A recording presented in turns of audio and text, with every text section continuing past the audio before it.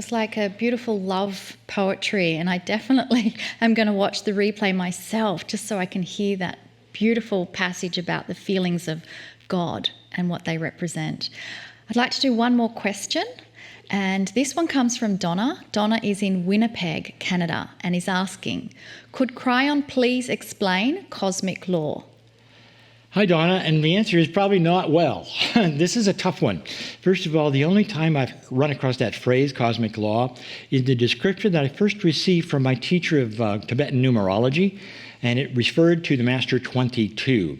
Now, Master 22 was a duality 2 doubled, and it was in Tibetan numerology was, as I say, 2-2, which meant duality twice or cosmic law. That's what she said. But since then, I've studied a bit more and feel I can answer it a lot better than just to call it cosmic law.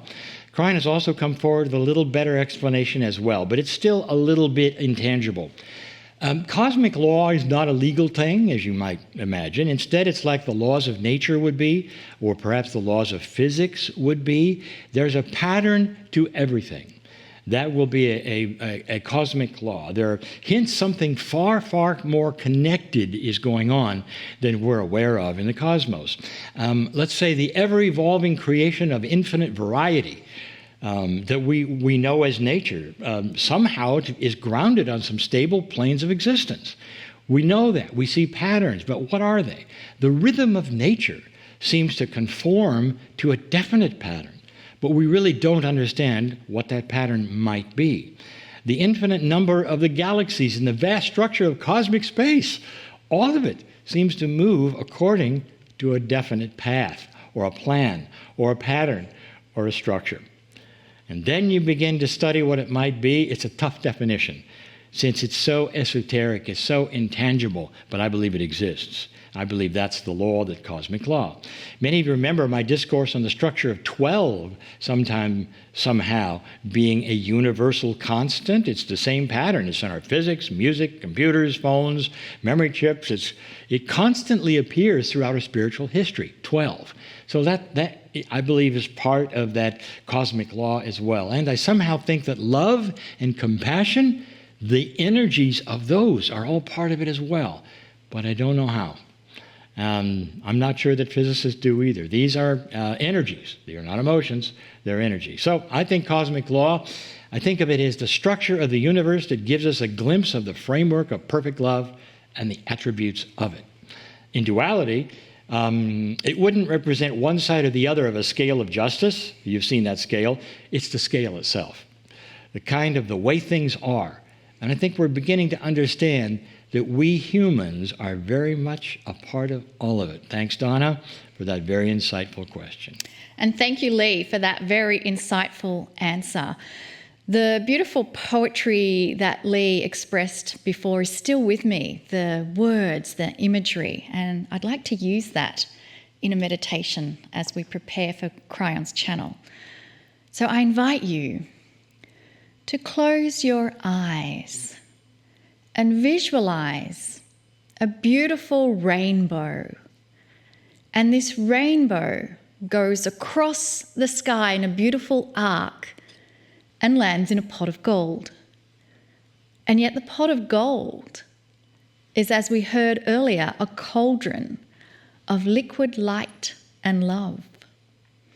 And so in this visualization, feel, sense, or imagine being transported by a fluffy white cloud up onto that rainbow, the beautiful rainbow mist of all the colours in the spectrum of light.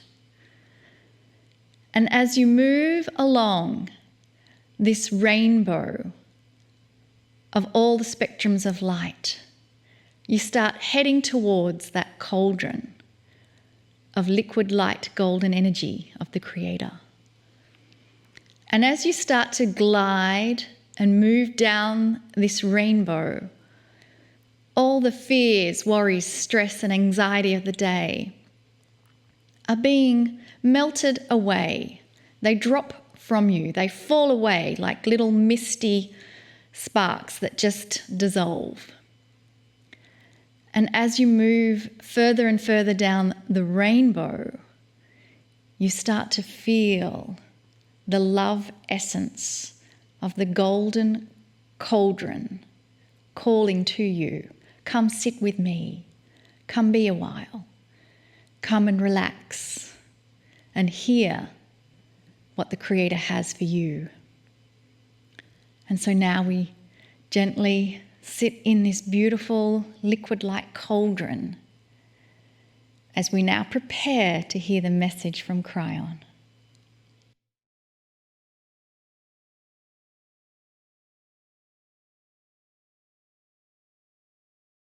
Greetings, dear ones. I'm Kryon of Magnetic Service, filled with hope. This is the third week that we will again discuss that word, hope. I would love to think that all of those watching this at the moment would have seen the first two channelings in this 4-channel series about hope. But that's not always the case. So as I said on the first time, I'm going to define it. And I'm going to do it in a similar way every single program. It's important that you understand the power of the one word. It's important that you understand what it is not and what it is. Hope is probably one of the most powerful energies a human can have. And I'm going to explain as much as I can, and I'm also then going to give you an area of the 4 hopes that we are covering, the one for today. But I must go through this first. I want you to see and feel and understand what hope truly is. There are several attributes. One, the first, is what hope is not. Hope is not faith. Now we're dealing with words here. Words in many languages mean many kinds of things. The semantics, as you would say, of what you've been taught a word is or is not. This may then change that. I hope it does.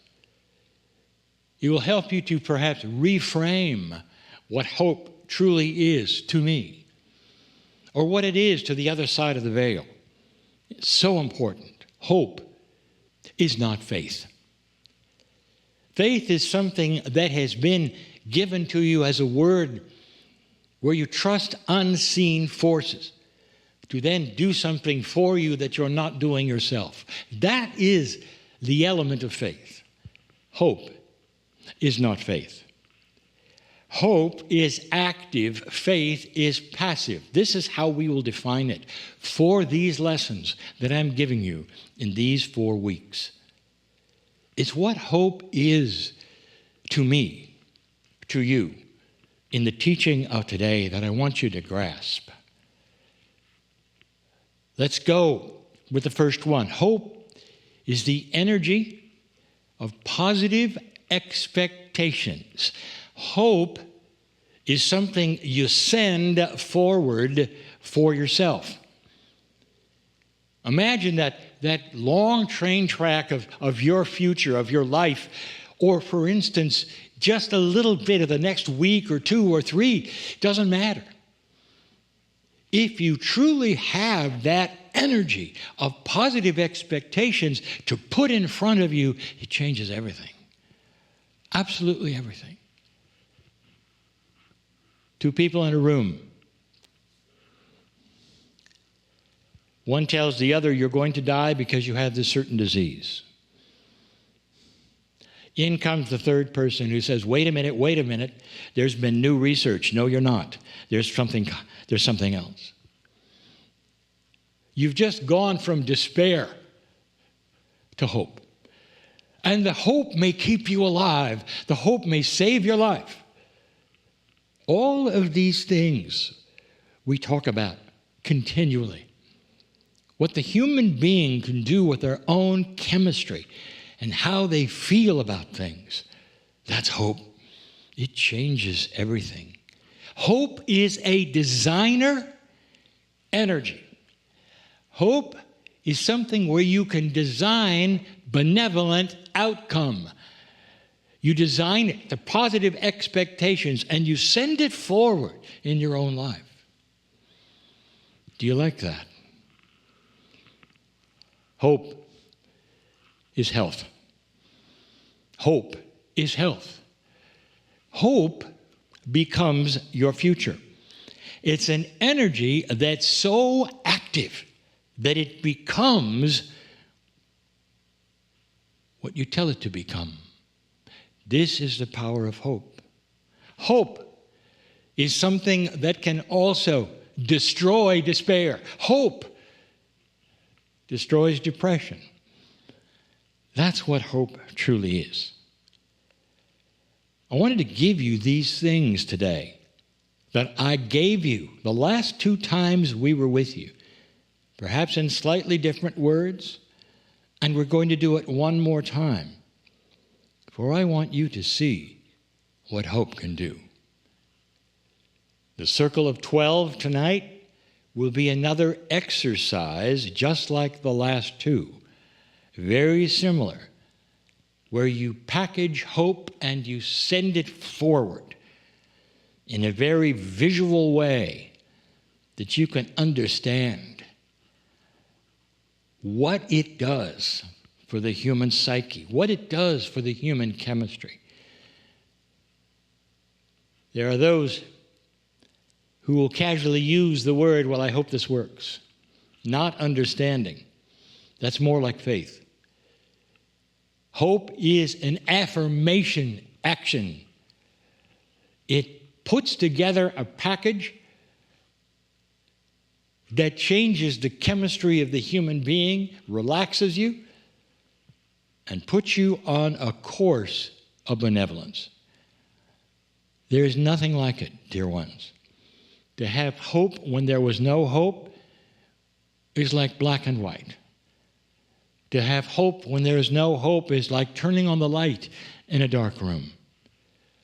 Some of you have actually had this happen, where you were in depression or despair over something you felt was happening, only to have it all turn around in a moment.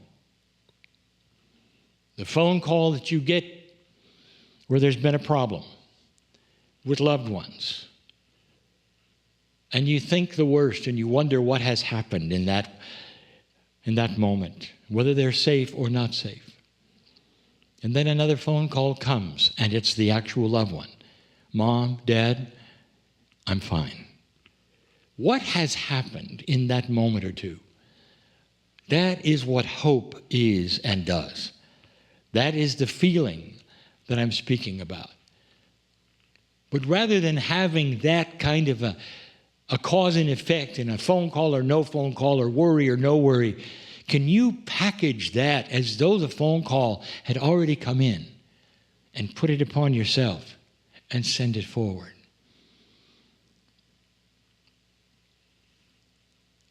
This week, I want you to concentrate on one hope for the planet.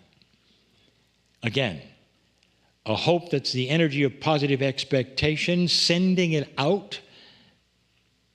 And that is one of the things that we have spoken of now 4 months. Light is starting to occur on the planet. That's a metaphor. Transparency of thought. Light, that would be the winning of light over dark. That would be a higher consciousness attribute that starts to win over a lower consciousness attribute. And this has been the way of it for eons, that the lower consciousness always seems to win. Always. There are some of you who actually have seen this in your life so often that you have a hard time believing me that light will win. And instead, you only will look at history and say, well, it never has before. Why should I think so now? We've told you. We told you. Because since 2012, things are different.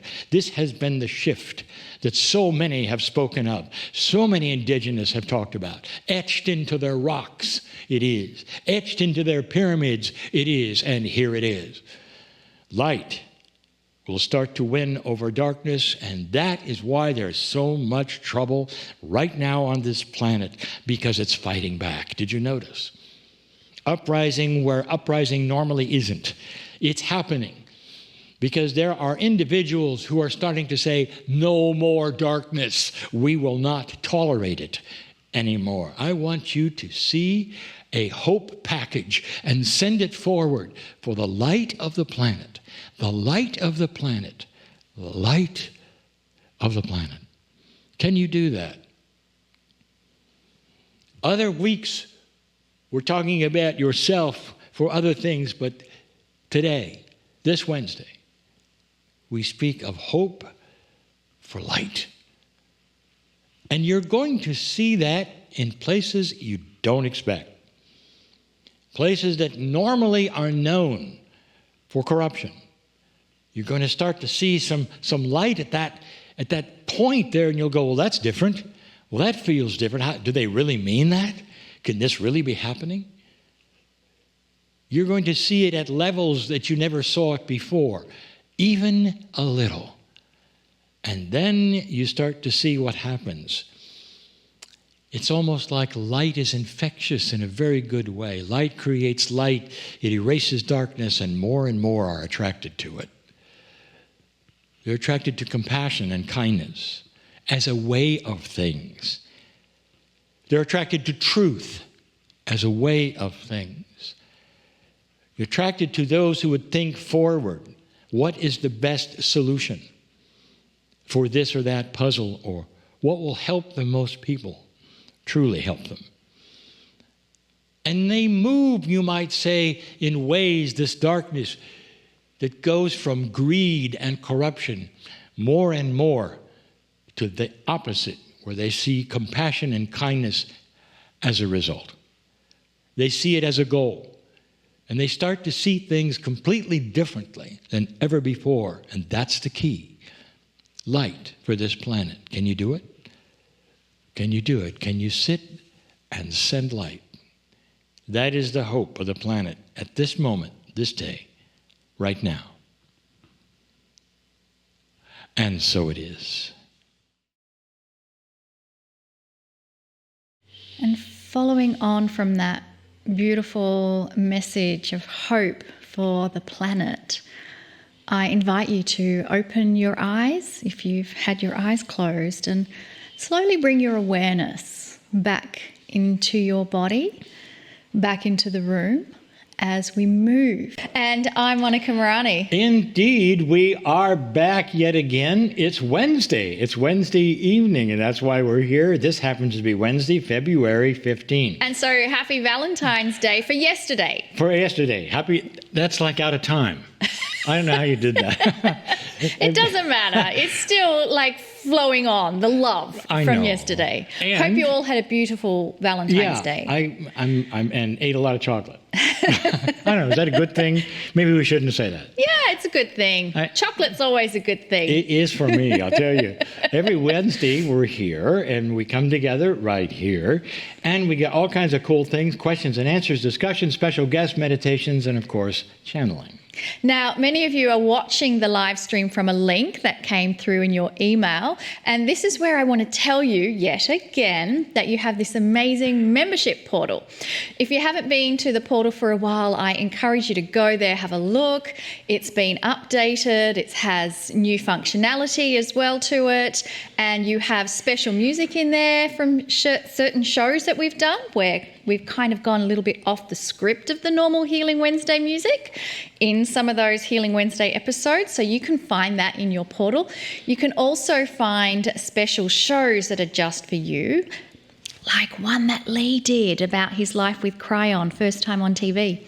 And then there's the Miracle Moments section, but I'm going to talk about that later. So, if you haven't before and you're watching this as a replay, I really would love you to consider joining the live chat area on Wednesday nights.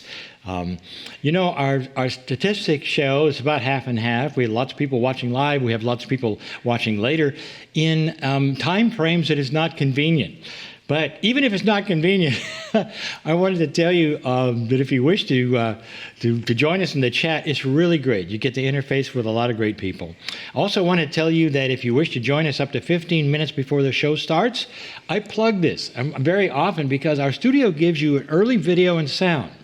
We play it for 15 minutes so you can work out any internet issues actually before the show starts. What a concept. Now, of course, I do that on purpose, and the reason is because as I watch the chat logs happen later, I see that there's often frustrations in people trying to make the sound work. And you come on later and you're doing it even during the show when the channeling's happening and you miss things. So why be late? Try to solve sound and video issues with your browser when you can simply, come in 15 minutes early. That's why we do it. It's for so the streaming experience will be without hassles. What a nice thing. But if it still is with hassles, and it can happen on both sides, folks, streaming is just that way. Just remember, there's a perfect replay right after the program. Now, Lee and I want to tell you about something coming up in June of this year, of 2023. We told you about it 2 weeks ago, but I'd like to tell you about it again. Many of you know that the Kryon team stopped travelling to conferences over a year ago. So what you're looking at with the Healing Wednesday program, that's what we do now. We've got this beautiful Kryon studio, and we're committed to doing special programs, the streaming, and the Chrysalis Academy with all the teaching courses. But we still go and do domestic meetings throughout the year, very, very special ones, not as often, but I want to tell you about one of them that's coming up. We're going back to the most enchanting place. It's Sedona, Arizona. We're going to be there in June, as I said before, and it's the kind of conference that was the flagship event before COVID stopped everything in 2020. We're going to do it the way it used to be in one of the largest, most comfortable venues in Sedona, and it's called the Sedona Performing Arts Centre. Now, we haven't been to Sedona for a while, mainly due to the lockdowns and the such. You all know about that. But now it's time to return with a gangbuster show like no other we've ever done. First, let me show you this beautiful auditorium. If you didn't know that it exists in Sedona, Arizona, we've had some of our largest and most popular conferences right here. Isn't this beautiful? But what we're doing and what I want to tell you briefly about is different. This is going to be a full 5-day conference with so many great things, but the one I want to tell you about is new. The idea this time is to bring entirely new presenters to you who you've never seen before with us in any conference, and not in Sedona especially, like this one. It's people who haven't been to these large venues or any Kryon flagship event. Now, read between the lines. This is not a Kryon conference like it used to be before 2020.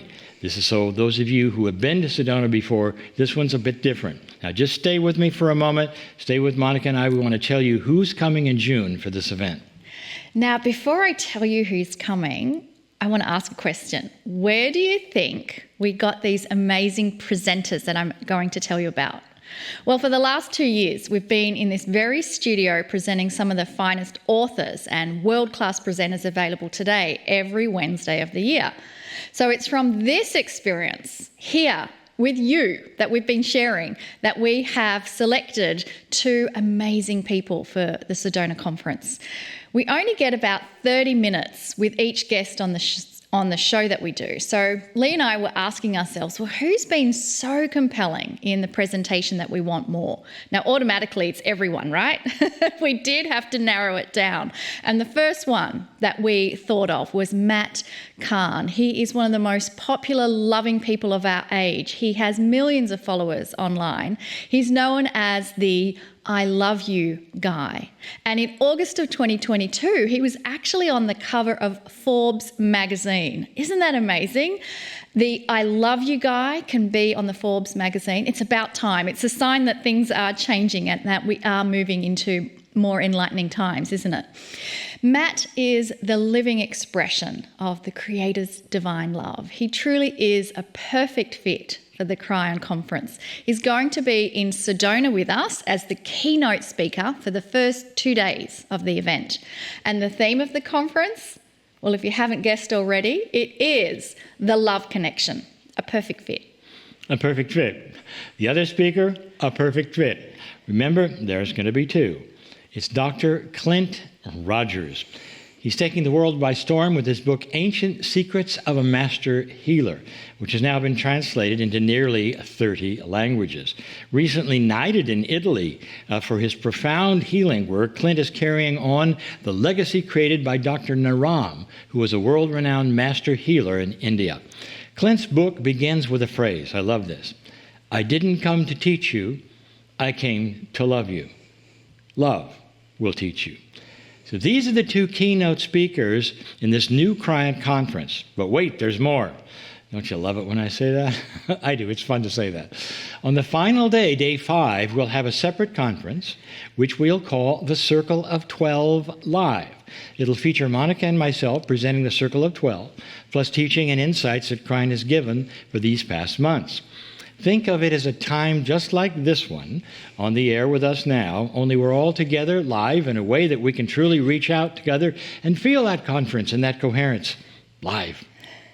And of course, there's going to be others from the Kryon team that are going to be presenting as well, plus lots and lots of channeling.